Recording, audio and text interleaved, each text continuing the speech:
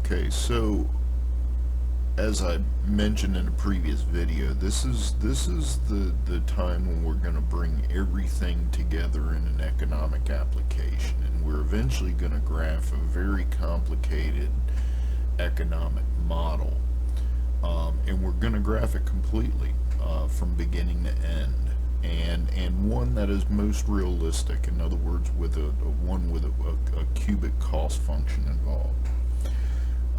But before we do, if you remember back videos ago, we were graphing average variable cost and marginal cost, and we were graphing them as quadratic functions.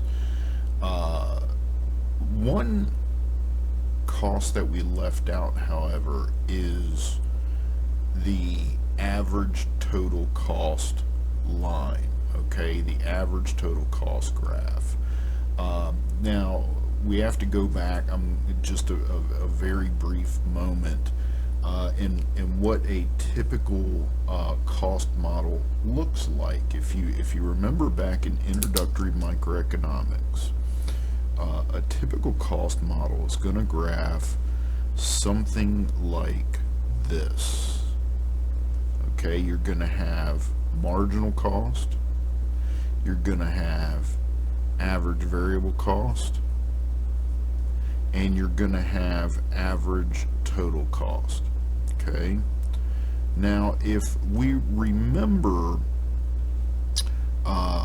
average total cost, if you remember from introductory microeconomics, average total cost equals average variable cost plus average fixed cost. Okay, now we can rearrange these terms and rewrite this as average fixed cost equals average total cost minus average variable cost. Now what this means is that the space between the average variable cost function and the average total cost function, the difference between the two is indeed average fixed cost. Okay, in other words, that distance there is average fixed cost. Okay, and that average fixed cost is going to be different depending upon the Q you choose. Why is that important? Because we have to remember that average fixed cost is the per unit total fixed cost. Now total fixed cost is constant. When we take the per unit amount of that, we get average fixed cost. Now if total fixed cost is constant, when we're dividing by Q, then how does average fixed cost graph? Well, average fixed cost then graphs something like y equals 1 over x. As x goes to infinity, y goes to 0. As x goes to 0, y goes to infinity. Same thing here. Because total fixed cost is fixed, it's just a number. It's just like this number 1 here. Because total fixed cost is fixed for all q, average fixed cost then has the dynamic that as q goes to infinity, average fixed costs go to 0. As q goes to 0, average fixed costs go to infinity. And that's why you have this sort of dynamic up here, where at low q, average fixed cost, that gap is very large. At high q, that gap becomes smaller and smaller and smaller, and the gap eventually goes to 0 as q goes to infinity. Okay, so how do we graph that? We can't graph average total cost directly, at least given our skill set. Why? Because it's simply too complicated to find the mins the mins involved in the average total cost function. And the reason is because you have that average fixed cost sitting out there. Just as an example, let's assume we have a cost function that's q cubed minus q squared plus q plus 1. Well, average total cost then is q squared minus q plus 1 divided by q. Well, you can take the derivative of this all day long and you're never going to get rid of that q right there, okay? So what we need to do, at least given our skill set that we have right now, is we need to somehow figure out how we sketch in the average total cost curve on top of average variable cost. In other words, how do we complete this cost model? Let's do an example. Let's assume we have C of Q, total cost, equals 3Q cubed minus 2Q squared plus Q plus 1. What does that model look like? What does that firm level per unit model look like? Well, we know marginal cost is the derivative of the total cost function. So that gives us 9q squared minus 4q plus 1. Okay, we know that average variable cost is the total variable cost, which is this portion of the model, divided by q.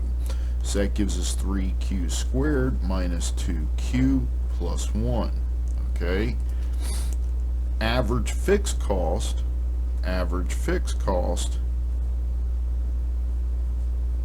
would then be 1 divided by q, would be, because that's total fixed cost. That 1 right there is total fixed cost. So average fixed cost will be 1 divided by q. Okay, what is average total cost? Average total cost is the sum of these two. Okay, how does this entire model look? How can we put this model into something we're familiar with seeing? Well, it's actually easier than you think. So marginal cost, which is the derivative of total cost, marginal cost is easy to graph. It has an intercept of 1, right? A q-intercept of 1. When q is 0, marginal cost is 1. Okay. Now, what we need to do to make this graph as accurate as possible is we need to find the critical points of marginal cost. It is a quadratic function, and if we took the derivative of this again, okay, so we take, excuse me, the derivative, if we take the derivative of marginal cost, that's going to give us our first critical point for marginal cost. So marginal cost prime is going to equal 18q minus 4. Now here's the thing. Even though this is the second derivative of total cost, it is only the first derivative of marginal cost. Okay? If we take the second derivative of marginal cost double prime of q, we get 18. What does that mean? It's greater than 0. So we know the marginal cost curve is concave up, which is what it should be. Remember this? That's what a typical marginal cost curve looks like. Concave up, U-shaped. We need to find this point right here. Now, how do we find that point? Well, we set this first derivative equal to 0. And when we set that equal to 0, we get q equals 4 divided by 18. Let's put this in decimals. 4 divided by 18 equals about 0.22. So somewhere at 0.22 is the q coordinate, approximately 0.22 is the q coordinate for the minimum of our marginal cost curve. Okay, now we need to find the y coordinate. How do we do that? We take 0.22 and plug it back into the marginal cost function. So marginal cost of 0.22 equals, plugging this into my calculator, I get 9 times 0.22 squared minus 4 times 0.22 plus 1. it's basically 0.55. Okay, so at 0.55, right there is the minimum of our marginal cost function. So this is going to come down and it's going to swoop up like this. Okay, now let's graph average variable cost. Average variable cost, again, has an intercept, has a dollar intercept of 1. When Q is 0, average variable cost equals 1, so it's coming out of the same area. Okay, now we need to find the minimum of average variable cost, because again, this is a quadratic function and it's going to be concave up. If you take the first derivative of this, AVC prime, you get 6Q minus 2, and if you take AVC double prime, you get 6, which is greater than 0. So again, average variable cost is concave up. Remember this graph? Okay, so what we need to find now is that point there. Okay, now the way we did that before is we set marginal cost equal to average variable cost, and then we solved it through the quadratic formula. But we're going to use calculus this time. We're going to use calculus this time. What does calculus tell us? Well, we can take this first derivative and set it equal to 0. If we do that, we get Q equal to 1/3. Okay, so out here at 1/3, or 0.33, is going to be our minimum of the average variable cost curve.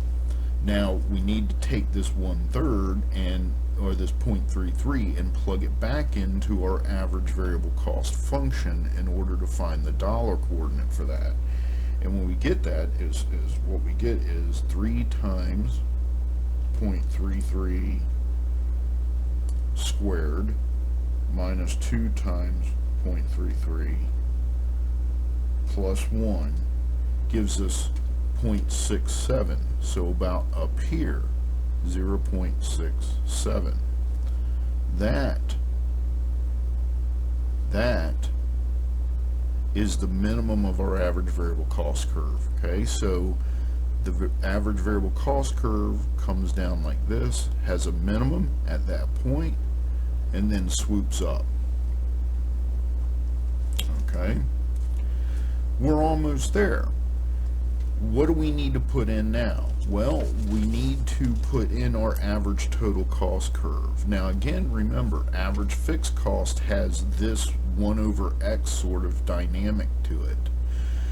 This means a couple of things. One, the average total cost curve should never touch the vertical axis. Two, the average total cost curve will move toward the average variable cost curve as Q goes to infinity. In other words, the two will come together. Okay? How do we put that in? Well, here's how we do that. We sketch it in, okay, just like that dynamic dictates. Now I'm off a little bit here. Why am I off? Because remember, the minimum of the average total cost curve should cross, marginal cost should cross average total cost at average total cost's minimum. Just like marginal cost crosses average variable cost at its minimum. Now this is just a sketch in, right, of average total cost, but we can tighten this up a little bit, and the way we can do this is we can pick a Q, say at 1, okay, at a Q equal to 1, and we can tell the reader of this model, the person looking at this model, what is average fixed cost at a Q equal to 1. Well, average fixed cost equals 1 total fixed cost divided by Q. So when Q equals 1, so then average fixed cost at 1 equals 1 over 1, or 1. So this distance here then would equal 1. And that's how we can tell the reader that's the dynamic of average total cost. And this would be a complete model.